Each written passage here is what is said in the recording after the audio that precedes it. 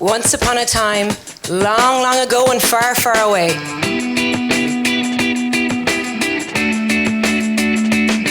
There was a poem, there was sock puppets, there was props. 1, 2, 3, yeah! What one word would I use to describe FameLab? Lift off. Unexpected. Fantastic. Energizing. Entertainment. Opportunity.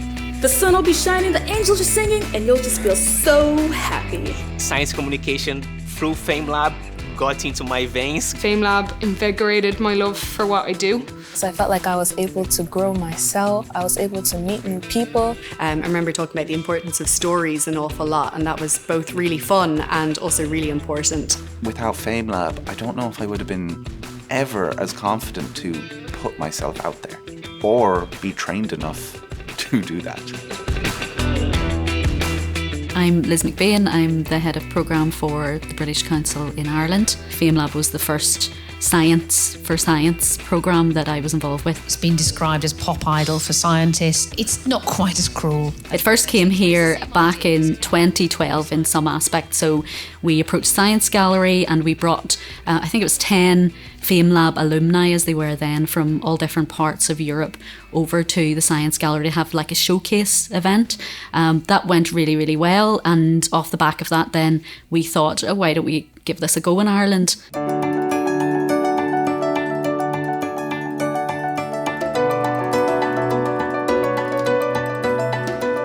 So back in 2013, it was the first year of FameLab in Ireland, and I was a PhD student in University College Cork at the time, and I had started to dabble in science communication, but FameLab really presented a really, really great opportunity for me to try my hand at it at a national level, and then as it turned out at an international level as well. Yeah, you and your talk, Fergus. Oh yeah, there we go. Why did I not get a haircut ahead of that talk? What is it like watching it now? Or It's actually great looking back at it. To be honest, it was exactly what I needed at the time. It was a real tonic to the research that I was doing. Oh, wow. There was actually nothing in that cup. I feel like once I got on stage, I was ready to go. I was so ready to go. It was just a really great experience. I really enjoyed it.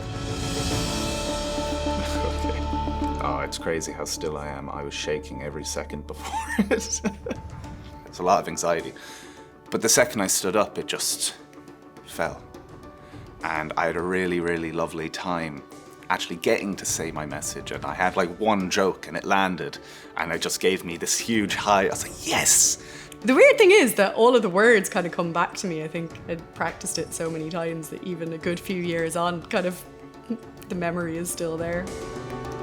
It gives this feeling of wanting it again. Nowadays, we are almost slaves to presentations. The format of the 3 minutes without PowerPoint, without slides, and with the props, it's something that actually calls for creativity. The training in FameLab for the national final with Malcolm Love, that alone was an amazing experience. I learned so much, and I'm still friends with pretty much everyone from the class of 2019 that year as well. Yeah, the alumni network is brilliant. So I got to go to Prague to present at a FameLab International Echoes event there, and I went to Bulgaria to present at their International Science Festival. Fergus McAuliffe, he was our first finalist and he won the Irish National Final, and then he went on to Cheltenham Science Festivals and he won the International Final, and he also won the audience vote and he won the alumni vote. He won absolutely everything. It's just a pity that was 9 years ago, and much like the Eurovision, we haven't won it since. That night in Cheltenham was almost, well, it was career changing. There's no two ways about it. Like I went from, someone who's doing a PhD and may have gone on to do further research to completely changing tack. And one day I got a message from one of the members of NEFET into my email account saying, hey, we like your videos. Would you like to come and help us communicate to young adults about COVID? The only reason I would have ever gotten this opportunity is from the training and the support I've gotten from FameLab. One member of the FameLab Alumni Network, we actually ended up going to an emo rock concert together. So do I have to admit now that I went to one of these emo concerts? Oh my God, I'm gonna kill him. I think it might have been 30 Seconds to Mars. Fergus claimed he didn't remember them. Yeah, whatever. He had a t-shirt.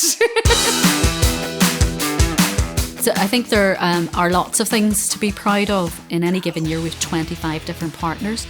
We've involved, I think, about 1,000 scientists and researchers in the programme over the last 8 or 9 years, and we've achieved an awful lot.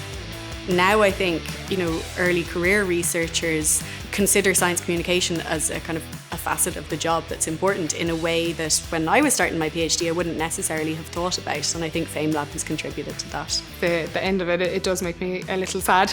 It becomes not just I took part in a competition or an event, it becomes something that I'm now part of. There's, now a network of researchers who've taken part in this, who take part in other events like Pint of Science, or multitude of other events that are spin-offs from FameLab or that were existing before FameLab.